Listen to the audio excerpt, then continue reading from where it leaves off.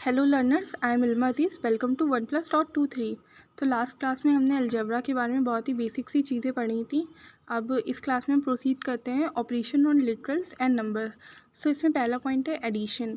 तो एडिशन में हमेशा, जैसे यहाँ मैंने एक एग्जांपल लिया है, the sum of a literal x and a number 10 is x+10। तो जो लिटरल होता है मतलब कोई भी अल्फ़ाबेट और जो नंबर होगा तो उसका सम हमेशा हम कैसे लिखेंगे, बस हमें लिटरल और नंबर के बीच में एक प्लस का साइन ऐड कर देना है। फॉर एग्जांपल यहाँ है x एंड नंबर 10, तो ये x+10 हो गया। अगर होता अ literal a and a number 12 तो वो a+12 हो जाता। ठीक है, तो ऐसे बहुत सारे एग्जांपल्स हैं जिनसे हम समझ सकते हैं। यहाँ मैंने x+10 का एग्जांपल लिया है। सेकेंड पॉइंट भी सिमिलर ही है बट उसकी लैंग्वेज अलग है। जैसे y more than x is written as x+y। अब मोर देन का मतलब हमें पता है ज़्यादा, ओके। तो y मोर देन x तो मतलब x में y और ऐड हो रहा है, तो इसे हम कैसे लिखेंगे, x+y। इसकी जगह जैसे नंबर भी होते हैं, जैसे लिटरल्स नंबर ही होते हैं, ओके। मैंने लास्ट क्लास में समझाया था। तो अगर होता 2 मोर देन 3 तो मैं लिखती ना कि 3+2। तो सेम यहाँ भी वही हुआ है, y more than x is written as x+y। ठीक है, x में y और ऐड हो रहा है, ओके। तो यहाँ अगर एक लिटरल और एक नंबर होता तो ये भी होता कि जैसे for example 2 more than x is written as x+2। ठीक है, एंड द थर्ड पॉइंट है कि for any literal a b c we have a+b बराबर b+a। देखिए हमेशा 2+3 बराबर 3+2 होगा। ठीक है, क्योंकि दोनों तरफ से हमें 5 मिलना है। तो ऑलवेज़ ये एक प्रॉपर्टी होती है कि a+b बराबर b+a। ठीक है, हम ऐड करने में अगर हमारे टर्म इधर से उधर हो गए तो उतना फ़र्क नहीं पड़ता है। और नेक्स्ट है कि a+0 बराबर 0+a इक्वल्स टू a।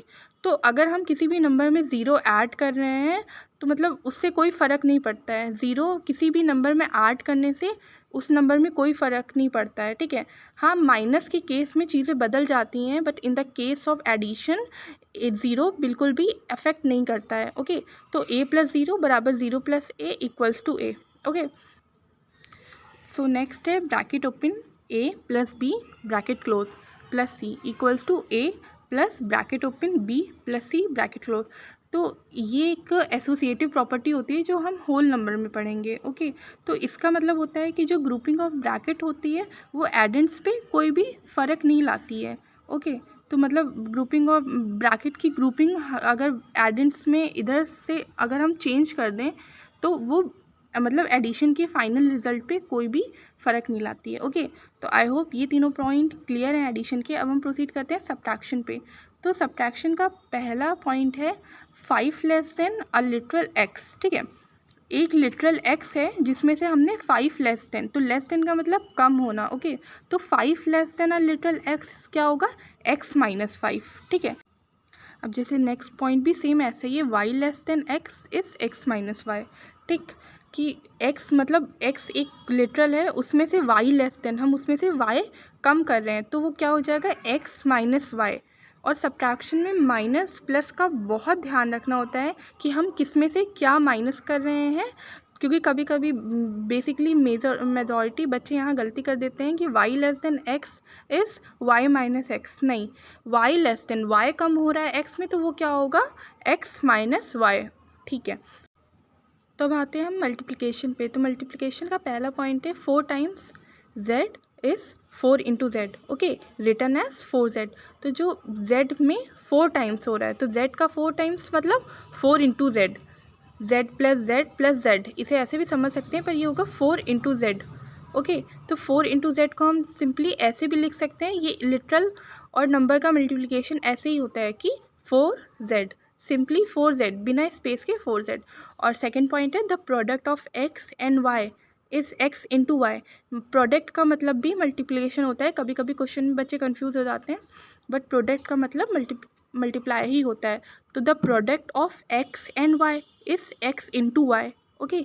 तो किसी भी नंबर का जब मल्टीप्लिकेशन होता है तो बीच में मल्टीप्लाई लग के x इंटू वाई, जैसे यहाँ पे हमने लिया लाइक 2 इंटू 3 और रिटर्न एज x y और x.y। और हम इसे लिखते कैसे, XY, इसका सिंपली लास्ट में रिजल्ट आता है XY या तो x.y। और अब थर्ड पॉइंट है for any literals a, b, c we have a cross 0 equals to zero cross a equals to zero.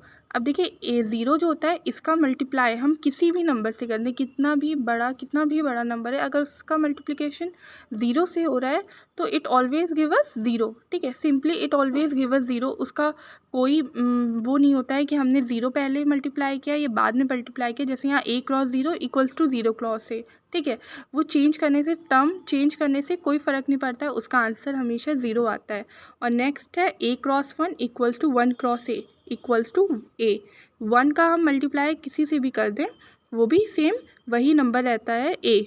जैसे यहाँ ए है तो टू इंटू वन टू, तो ऐसे बहुत एग्जाम्पल हो सकते हैं, जैसे z इंटू वन जेड, और हम उसका अगर टर्म्स चेंज कर दें तब भी उस पर कोई फ़र्क नहीं पड़ता है।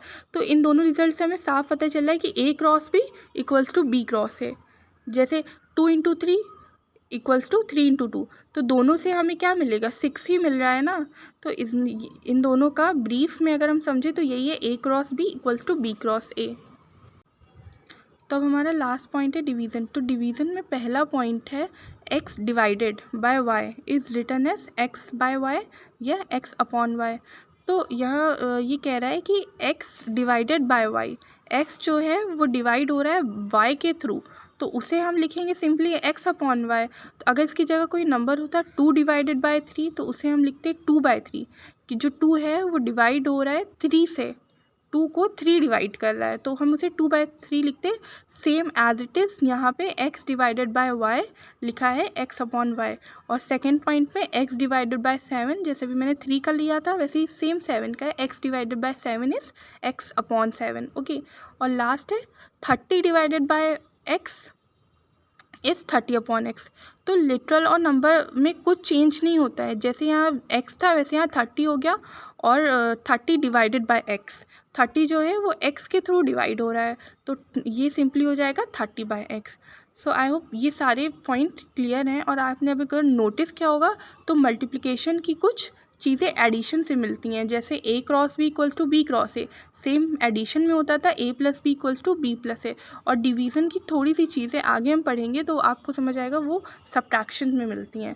तो ये कुछ चीज़ें operation on literals and numbers पे थी। आई थिंक ये क्लियर हो गया है आपको।